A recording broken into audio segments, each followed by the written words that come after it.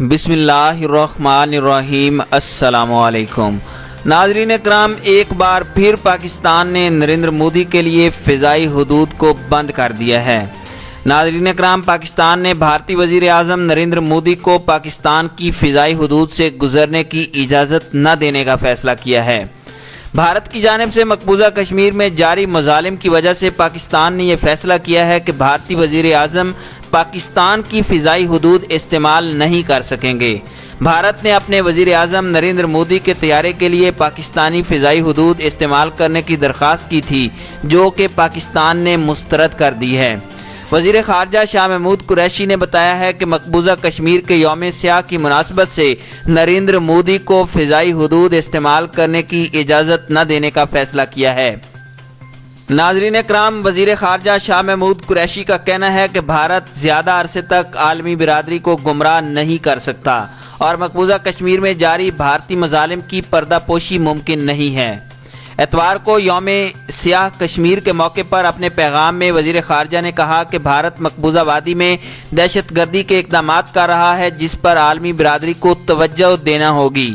انہوں نے کہا کہ بھارت کے دوست اور مخالفین بھی اب اس پر تنقید کر رہے ہیں، جبکہ پورا بین الاقوامی میڈیا یکجہتی کے ساتھ بھارت کی شرمناک جمہوریت اور جعلی مساوات کو بے نقاب کر رہا ہے۔ وزیر خارجہ نے مزید کہا کہ ہم مقبوضہ جموں اینڈ کشمیر کے اپنے بہن بھائیوں کی سیاسی، اخلاقی اور سفارتی حمایت جاری رکھیں گے۔ انہوں نے مقبوضہ اقوام متحدہ کی سلامتی کونسل کی قراردادوں کے مطابق کشمیریوں کے حق خود ارادیت کی جائز جدوجہد کی تکمیل تک حمایت جاری رکھنے کا عزم دہرایا۔ شاہ محمود قریشی نے کہا کہ آج کے دن 72 سال قبل بھارتی افواج نے کشمیر پر قبضہ کیا تھا۔ اس کا یہ اقدام عالمی قوانین کی کھلم کھلا خلاف ورزی تھی۔ انہوں نے کہا کہ 5 اگست کو بھارت نے اپنے غیر قانونی اور غیر آئینی اقدامات کے ذریعے کشمیر کی جغرافیائی اور آبادیاتی حیثیت تبدیل کرنے کی کوشش کی ہے۔ انہوں نے کہا کہ تقریباً 3 ماہ کے قریب عرصہ سے بھارت نے کشمیریوں کو ان کے گھروں میں قید کر رکھا ہے اور وہ اپنی ہی سرزمین پر بے وطن ہیں۔ بھارت نے پورے مقبوضہ کشمیر کو جیل میں تبدیل کر رکھا ہے۔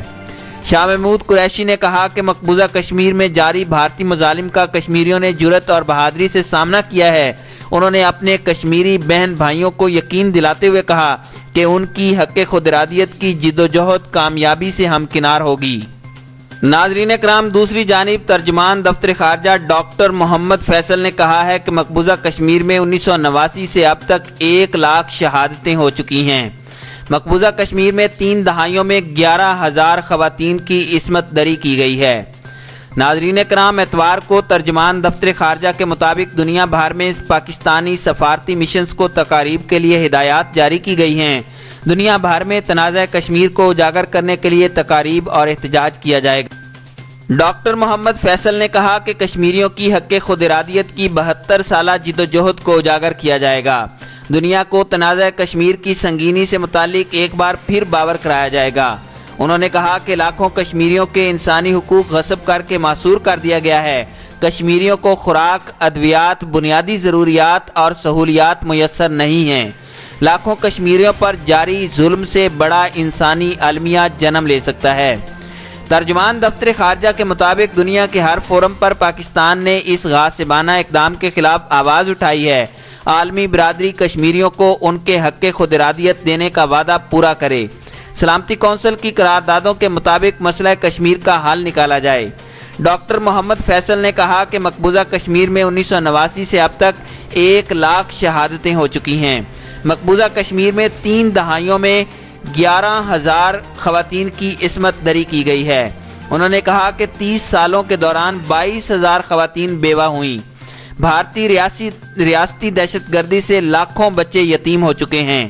برہان وانی کی شہادت کے بعد مسئلہ کشمیر کو نئی جہت ملی ہے۔ ناظرین کرام، اسی طرح پاکستان پیپلز پارٹی کے چیئرمین بلاول بھٹو زرداری نے کہا ہے کہ مسئلہ کشمیر پر پاکستان میں کوئی دو رائے نہیں ہے۔ مقبوضہ وادی میں جاری بھارتی لاک ڈاؤن نے عالمی برادری کے ضمیر پر بوجھ بڑھا دیا ہے۔ کشمیر پر بھارتی قبضے کے خلاف یوم سیاہ کے موقع پر اپنے پیغام میں بلاول بھٹو نے کہا کہ مسئلہ کشمیر کا حل مقامی آبادی کی امنگوں کے مطابق ہونا چاہیے۔ کشمیریوں کو حق خود ارادیت ملنے تک ہر سطح پر اخلاقی، سیاسی اور سفارتی حمایت جاری رکھیں گے۔ بلاول بھٹو نے کہا کہ حق خود ارادیت کی جدوجہد کے شہداء اور کشمیری عوام کی قربانیاں رنگ لانے والی ہیں۔ پیپلز پارٹی کی بنیاد ہی مسئلہ کشمیر پر رکھی گئی تھی۔